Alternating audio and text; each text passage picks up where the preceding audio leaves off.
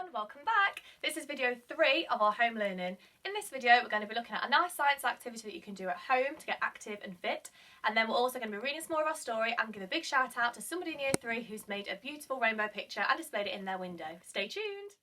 P.S. I did try and get these cats into the video but they refused to move. The first one is a picture of Iris and the second one is Tilly, and trust me, they'll be sat here all day. I hope you're all staying well and safe. I thought it would be a lovely idea to recreate some of these Easter eggs for an Easter activity. Here's some examples of some decorated eggs that I found online. I especially like this one that says Happy Easter and this one because in my book, the more chocolate, the better. It would be lovely if you could have a go at recreating some of these at home and also try and pap some pictures of that sneaky Easter rabbit. You can email your pictures in or upload them via our school website. I can't wait to see them and drool all over my laptop screen. I will also share a science activity and a maths challenge with you. Stay tuned. Oh, hi guys, I didn't see that. I'm just out on my daily jog because it's important that we stay fit, healthy and happy. And I'm also trying not to drop this iPad because we hardly admire something. I'm going to show you, once I've got my breath back, how to make a piece of sports equipment that you can use at home to stay happy and healthy as well. Just give me a minute, I need to sit down. Okay, so I've had a little rest and I've had a cappuccino and I feel much better now. So this is what I was on about. So here we've got a hockey stick. So if you want to pause the video to look at the instructions and the materials that you need, please do. I'm trying to keep this as still as I can for you. But if you want to have a go at making this or something else and be creative with it, please do, and let me have a look at your creations by either uploading them onto the school website or if you email me, that would be great. Thanks! Okay, so for question number 1, it says Ron has these digit cards, a number 1, number 4, and number 6.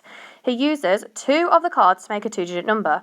How many even 2-digit numbers can he make? 16, 46, 64, and 14. Number 2, 1/3 of the shape is shaded, true or false? It is true. Number 3, tick all the calculations that have a greater answer than 40. Remember that greater means bigger than. So you have 43 add 39, 23 add 28, 10 times 7. Did you tick any without working them out? Let me know in the comments. Like and subscribe, guys. Okay, so we have Ron and Eva make 3-digit numbers from these digit cards. So we've got number 3, number 6, and number 8. Ron makes the largest even number possible, which is 836, and Eva makes the smallest odd number possible, which is 683. Next step, what is the difference between their numbers? Remembering that difference means biggest take smallest. I've just done 836, take away 683. Equals 153. Number 2, circle all of the fractions that are greater than 1 but less than 2. Those are the answers there. Number 3, what fraction of this shape is shaded? The total answer was 3.5 over 16, but because you can't have a fraction as a decimal, you have to double them both. So 3.5 times by 2 is 7, and 16 times by 2 is 32. I hope that helps. Stay tuned for your next task. Okay, let's get those mathematical brains switched on. So, for the year 3s, question number 1. Which of these numbers is closest to 10? Is it 3 or is it 13? Which of these numbers is closest to 50? Is it 75 or 28? Number 2. What are the missing numbers? 64 equals 10 plus what? Or 39 equals 100 take away what? Number 3 for the year 4s. Annie has an 80 centimetre piece of wire. She cuts the wire into 2 pieces. The long piece is 50 centimetres long. There's a diagram to show you what 50 centimetres is. She cuts the smaller piece into 2 more pieces of equal size. How long is one of these pieces? Let me know how you get on. Best of luck, you clever clogs. Okay, so we're going to read a bit more of this story now. I wonder what it's going to be about. It's all right, he said. Don't be frightened. I want you to stay. I want you to listen to me. I've come a very long way to talk to you, and I ain't got long. His tail thrashed suddenly, showering me with water, and that made me laugh. But then I could see it was serious. He was rolling from one side to the other, rocking himself violently. Now I saw what it was that he was struggling to do. He was trying to back himself out into the deep water, struggling to keep himself afloat. I wanted to help him, but I didn't know how. All I could do was stand there and watch from the shore. It took him a while before he was out into the deep water and able to swim free again. He was blowing hard. I could tell he'd given himself a terrible fright. He swam off into the middle of the river and just then disappeared completely underwater. I stood there for ages and ages, looking for him up and down the river. He could have gone anywhere. I was longing for him to surface, longing to see him again, worried that he'd never dare risk it again. But he did, though when he came back towards me this time, he kept his distance. Only his head was showing now, and just occasionally a fin. I've got to watch it, he said. The tide is going out all the time. Grandfather warned me about it. They all warned me. Steer clear of the shore, they told me. Once your beats are as good as dead. We can breathe all right out of water, That's not a problem. But then we need water to float in. We can't survive long if we get stranded. We're big, you see, too heavy for our own good.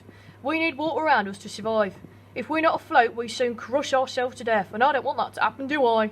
Maybe I got used to him speaking to me like this, I don't know, or maybe I just wanted to hear more. Either way, I just didn't feel scared at all anymore. I find myself walking back along the shore to be closer to him and crouching down again to talk to him. I had things I needed to ask him. But still, I really don't understand, I said. You said you'd come talk to me, didn't you? And that means you didn't get lost at all, did you? No, I didn't get lost, he told me. Whales don't get lost. Well, not that often anyway. We tell each other where we are all the time, what's going on around the world, what we see, we share. So every one of us has a kind of map of the ocean, and all the mountains and valleys and under the sea, all the rivers and creeks, the coast of every continent and island, every rock, it's inside our heads.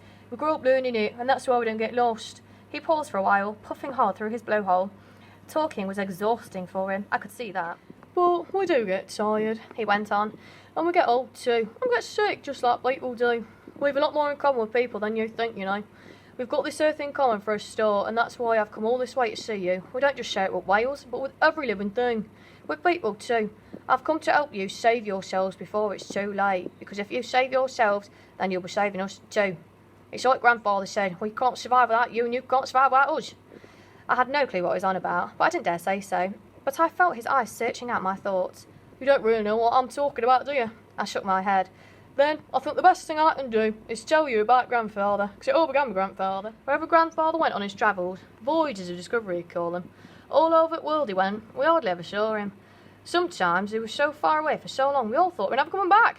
And he wasn't all that good about keeping in touch either. He was a sort of adventurer, my grandfather, an explorer. He liked to go places where no whale had ever been before. Then, one day, it was some time ago now, when I was quite little, he came back from his travels and told us an amazing story.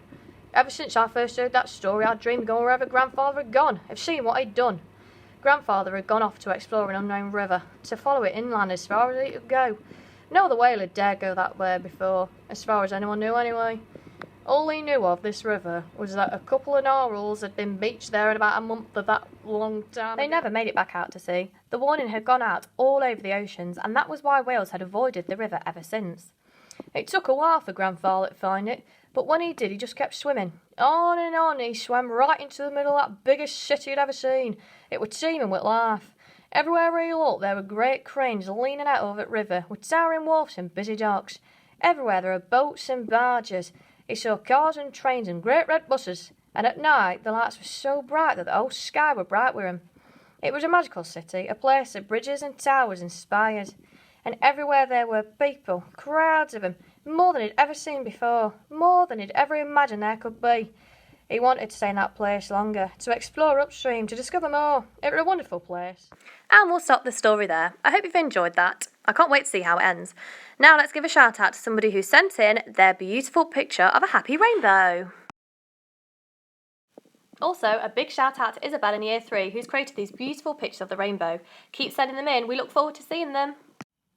Well, that's all from me today everyone. I hope you enjoyed all of the videos. Stay safe and happy. Bye!